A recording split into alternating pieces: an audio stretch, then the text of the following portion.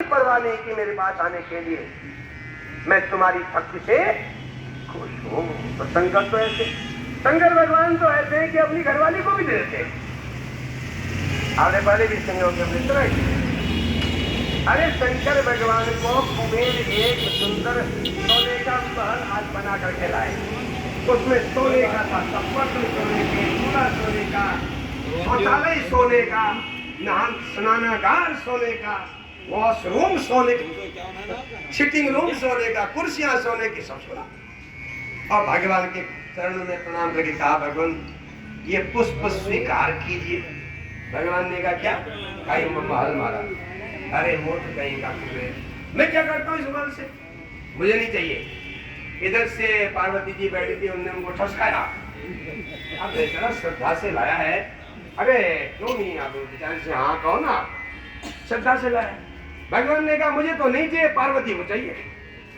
ठीक है रख दो इसके लिए। कुबेर खुश हो गए। अब पार्वती जी बड़ी खुश हो गई। गृहिणी को अच्छा घर हो जाए तो खुशी होती है।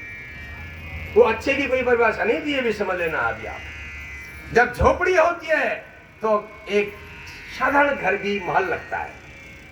झोपड़ी हट गई, साधारण घर आ गया, महल हो गया। अब जब बनता है तो फिर कुछ दिनों में वो भी अच्छा लगता। फिर वो संगमरमर वाले घर अच्छे लगते हैं। संग मने साथी, मरमर माने मरो। संगमरमर, मरमर दो बार मरमर लिखा है, दोनों मरो। संगमरमर वो घर अच्छे लगते हैं। अंग्रेजी में उसको कहते हैं मार्बल, जो मारे आपके ताकत को खत्म कर दे आपको, मार्बल। तो वो सब वो आ गया तो फिर लगता है अरे वो बड़े बड़े रईसों के घर तो अद्भुत थे। वो तो हाथ लगाने पानी आ रहा है, इधर बटन दबाओ दूध आ रहा है, उधर बटन दबाओ जूस आ रहा है घर में। फिर वो अच्छे लगते हैं। ये अच्छे लगने की कोई सीमा नहीं होती। जब तक संतोष नहीं है, सारी दुनिया भी अपना हो जाए, सारे माली माले, तब भी कुछ नहीं है। संतोष है तो झोपड़ी में स्वर्ग है।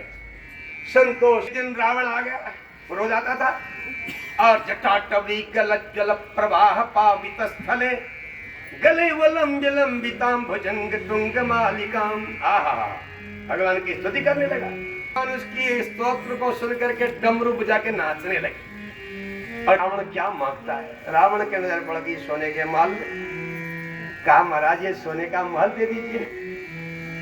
पार्वती ने कहा ये तो हाँ ही करेंगे, मना करने वाले हैं। पार्वती को थोड़ा सा सोच होने लगा। शंकर भगवान ने कहा बिल्कुल ले जाओ, ये सोने का महल तुम्हारा हो गया। और कुछ? कहा भगवान इसमें रहने के लिए पार्वती जी को भी दे दीजिए।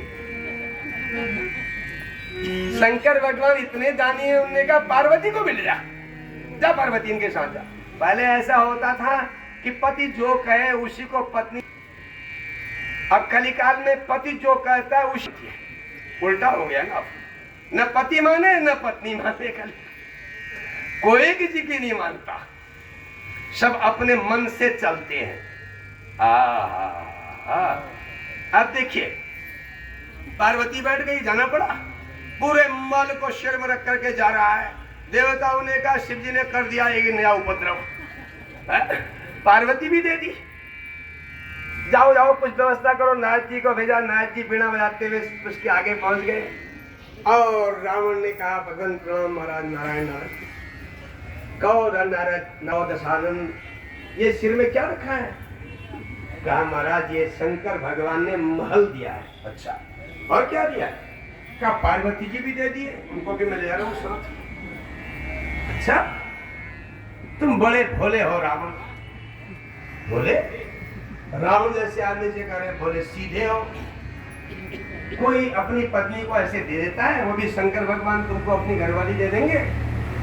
रावण ने कहा आप ऐसी बात कर रहे नारद जी देवर्षि, पार्वती जी अंदर बैठी है।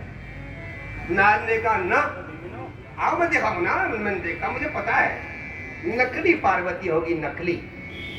रावण ने कहा नकली भी होती है पार्वती? हाँ फिर तो नकली और असली की पहचान क्या होती है देवर्षि? नारद जी ने कहा असली जो पार्वती होती है उससे सुगंध आती है, अंदर पार्वती माता सुन रही है। और जो नकली पार्वती आती है चाहते हो अंदर तब तक पार्वती जी अपनी माया से सारे कमरों में ऐसा फैला दी। रावण जैसे ही सिटिंग रूम में जाने लगा और उसका सिर फटने लगा और नाक बंद करके। हालांकि ये भी मेरी पूजा करता वहां, लेकिन मेरे को अपने पति के साथ रहना चाहिए। उसके बदले में शंकर भगवान के कारण नंदी ने भी उनका जवाब दिया। जोर की लड़ाई हुई। दक्ष प्रजापति ने कहा